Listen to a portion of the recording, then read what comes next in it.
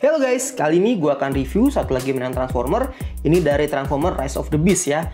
Dan ini adalah Optimus Prime. Oke guys, sebelum kita lihat figurnya, kita lihat dulu boxnya ya. Nah, ini adalah mainan dari mainline-nya ya. Kalau disebutnya tuh dari seri utamanya, bukan yang studio series. Kalau yang studio series lebih ke movie akurat ya. Kalau ini kabarnya sih desain konsep awalnya dari film Rise of the Beast ya. Jadi desainnya mungkin agak beda dikit dari yang ada di film. Nah, tapi ini dia boxnya ya. Warnanya dominan hijau ya. Ceritanya ada hubungannya sama Beast War ya, di hutan-hutan gitu. Dan ini ilustrasi Optimusnya keren banget ya.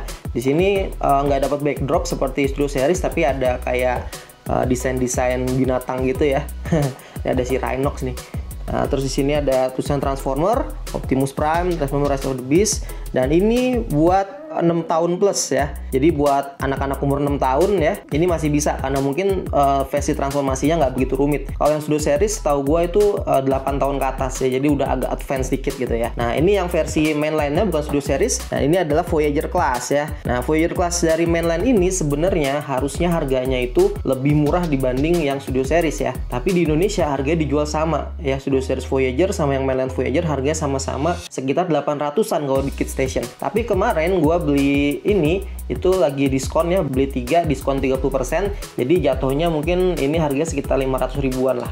Bagian sampingnya seperti ini, potongan dari bagian depannya. Dan ini ada buku manualnya seperti ini gambarnya ya. Dia warnanya sekarang agak hijau kekuningan gitu. Oke guys, habis ini langsung aja kita lihat detail figurnya.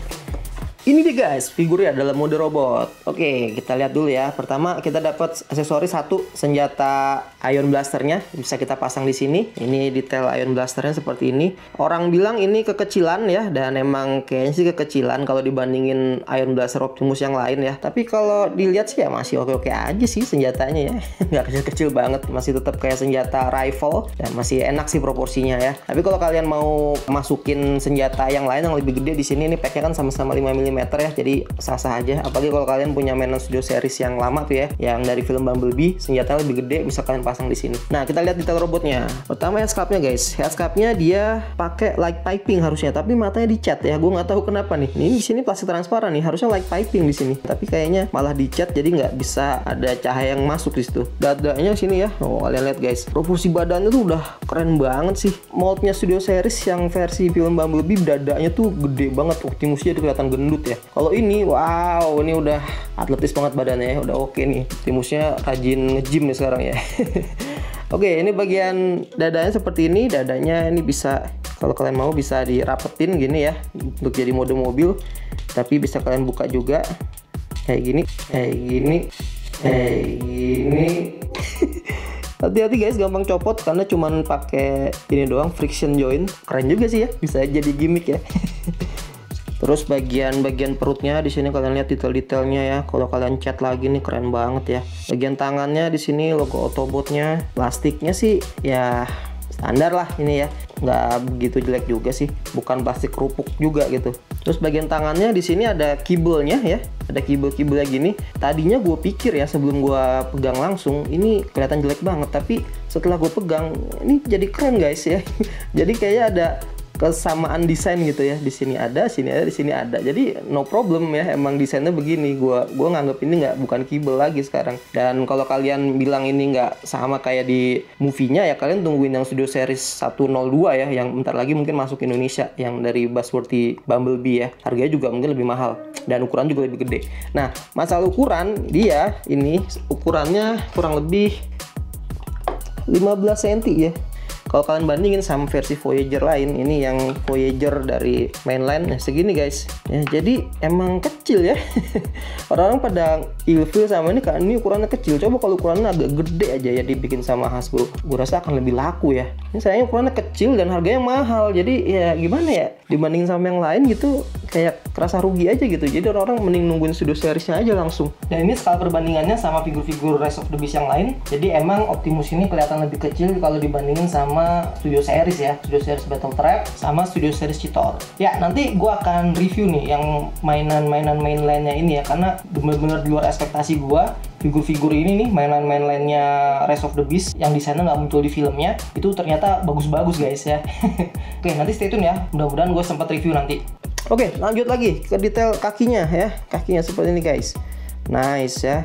Bannya muter semua, pakai pin semua bannya. Kibelnya ditaruh sini.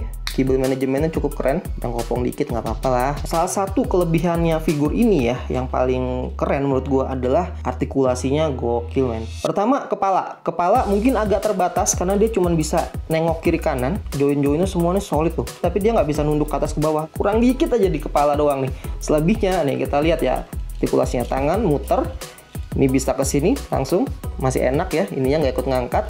Terus tekukan siku lihat, gokil men. Lebih dari 90 derajat ya. Terus ada putaran bicep seperti biasa, dan tangannya di sini pakai ball joint karena ada bagian detransformasi ya, dan ini tangannya bisa articulate. Semuanya pergelangan tangannya bisa tekuk-tekuk karena pakai ball joint. Oke, terus bagian torsonya. Torsonya ada artikulasi di sini dan di sini dan di belakang sini. Gokil nih. Jadi kalian bisa putar di sini bagian dadanya supaya bikin pose-posenya lebih dinamis, lebih natural. Kalian bisa putar juga di bagian perutnya sedikit ya, ketahan dikit tapi cukup. Dan kalian punya ab crunch. Set. Gokil ya. Keren banget nih. Kaki juga bisa ke depan, ke belakang, main jauh, terus ke samping. Di sini ada flapnya ya. Tekukan lutut 90 derajat. Ininya juga enak ya. Bagus tekukannya.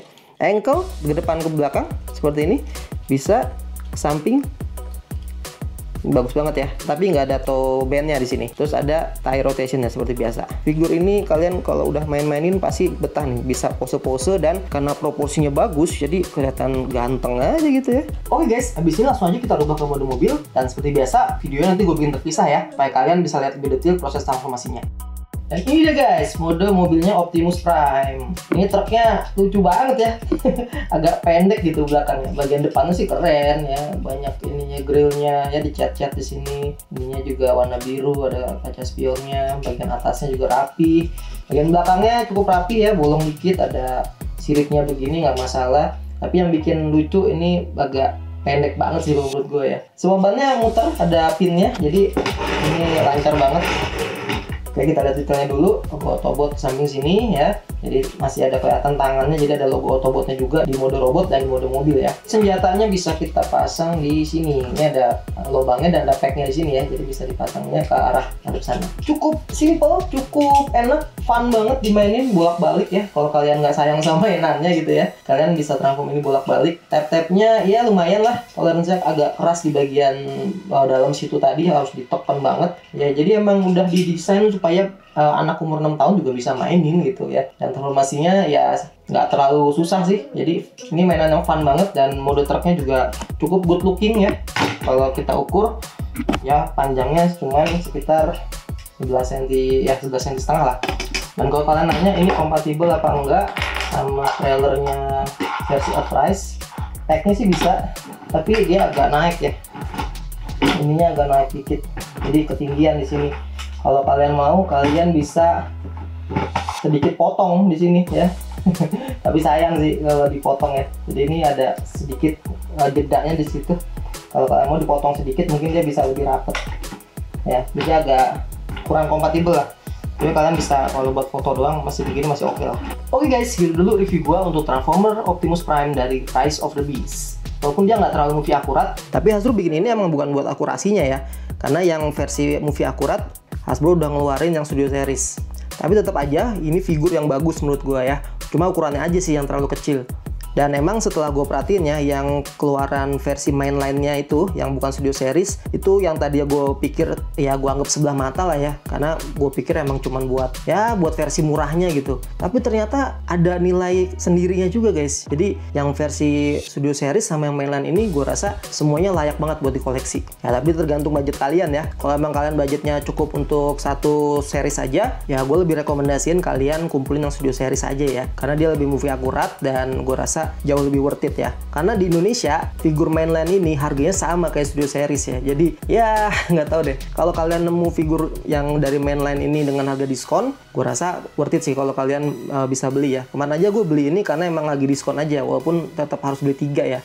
Dan menurut gue mode robotnya ini juara banget sih. Proporsi badannya bagus banget ya. Dibandingin figur-figur Optimus yang lain yang keluaran Hasbro, termasuk figur Studio Series 38 ya, yang dari film Bumblebee. Optimus dari film Bumblebee tuh udah langka banget sekarang, harganya juga lumayan tinggi. Tapi jujur gue nggak terlalu minat untuk hunting figur itu ya, karena gue nggak suka banget tuh proporsi badannya. Ya gue punya sih yang versi knock-off-nya ya, harganya cuma 120.000 ya, murah banget, dan kualitasnya juga lumayan bagus yang versi knock-off. Jadi gue pikir ya cukup itu aja lah gitu. Tapi yang versi mainline ini, terus terang ya, walaupun gue sebenarnya nggak terlalu seneng sama versi oversize ya, karena skalanya tuh jadi suka ngaco.